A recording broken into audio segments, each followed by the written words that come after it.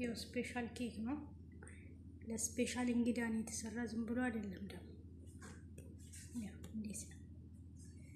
ይሄኛውም በፍሩት ነው የተሰራው ይሄኛው ፍሩት ነው ለውስጡ ስትሮበሪ ራስቤሪ ባድ ሽኖ ፊዳክል ብቻ ብዙ ነገር አለ ይሄኛው ይሄኛው ሹፉ ማሻአላህ ቺና ምቻት እናየው